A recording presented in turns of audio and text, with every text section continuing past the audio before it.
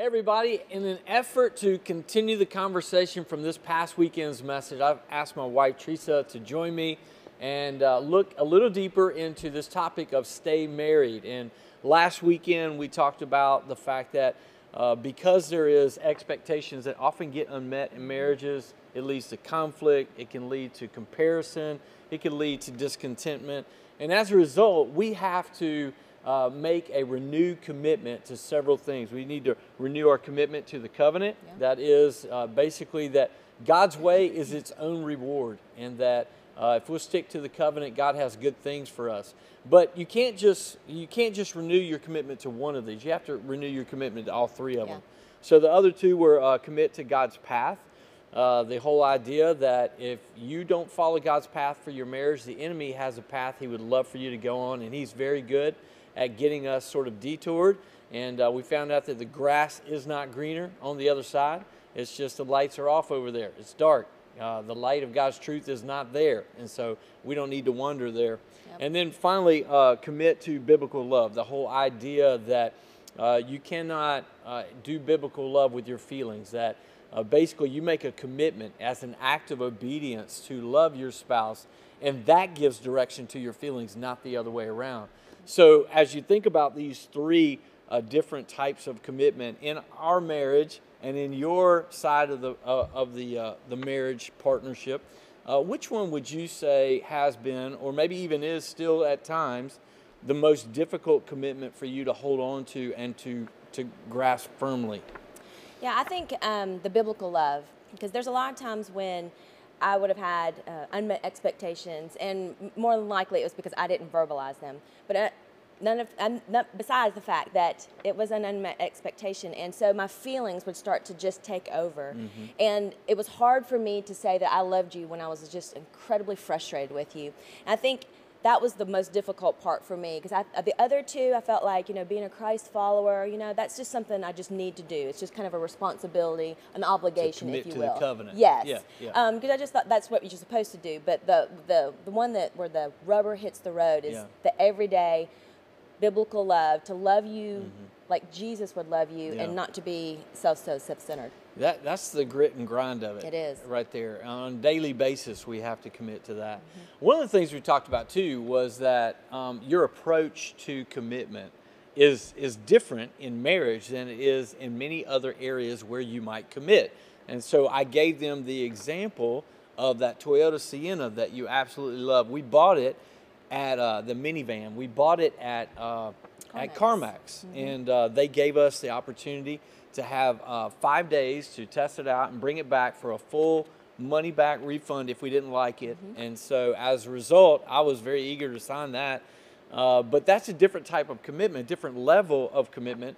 It requires less of me, probably, than, let's say, skydiving. When you skydive, there is no refund. There is no, you can't halfway do it. It's like, I sort of skydove. No, you do it or you don't, right? So that commitment is really a total type of commitment. And so, what would you say to couples, again, maybe they're struggling, maybe they're at a tough time in their marriage or season, maybe as an individual, maybe as a couple. What are some practical things that you would say, maybe as an encouragement to them about keeping their grip firmly around the commitment that they've made to one another? Yeah, I think, and I'm going to speak from the wife's side, is to not be so self-centered about things. We came into marriage and we had both of our own expectations, and I really thought marriage was for me. I'm going to get married, and here's this guy that's going to be around me all the time. He's going to take care of me. Anything that I want, he's going to give it to me, and that was such a fairy tale. And I think probably within the first 5 years, I realized there's got to be something more to this, because all of my selfish expectations were not going to be met. So I think just looking at the outside of ourselves and just saying, I want my relationship with Jesus, I want it to be a reflection with my husband.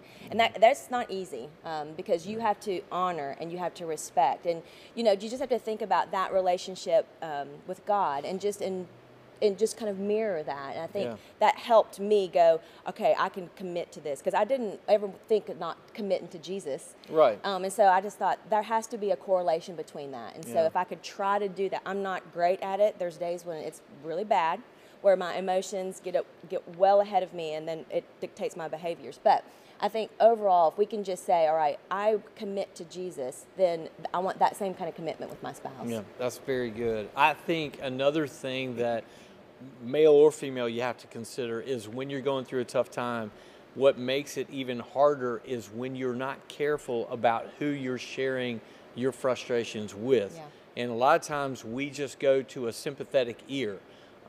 We go to someone who will confirm all of our frustrations, all of our unmet expectations, and we got to be careful about that and not let that be the only ear that we go to, our sympathetic ears. We need to go to people who will be honest with us and who will be trustworthy, and be truthful about the situation. And so we got to be careful about that. When you're in the midst of it and you're going through it, there's a lot of things you got to watch out for. What's another practical way? I think another practical thing is to date your spouse. As a matter of fact, we've got date night, March 1st. 6:30 to 9:30. You can register online or use the app. Go to it. You pick out the dinner, and we'll pick out the rest of the night. We've got a packet for you that you can pick up at the Olive Branch or the South Haven campus.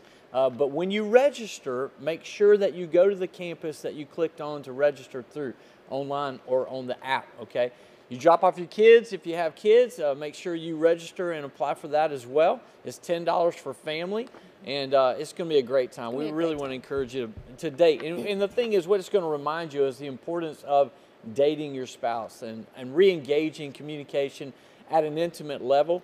Laughing together. I think a lot of times you get along in marriage and you've forgotten to laugh with each other. Yeah, and truly talk and listen to one another. There'll be some really great exercises in that packet. So get that and let's get dating. That's going to be a lot of fun. Another thing you can do, this is chock full of practical stuff. Of what you can do. Come back this weekend for week 3 of Stay Married. We're going to be talking about communication and conflict resolution. I mentioned this past week, we're going to get really practical this next week. So I want to make sure that you're back for that. But thank you for being with me, baby. This has been fun. Anyway, so thanks for being a part of continuing the conversation. We look forward to seeing you this weekend and at date night.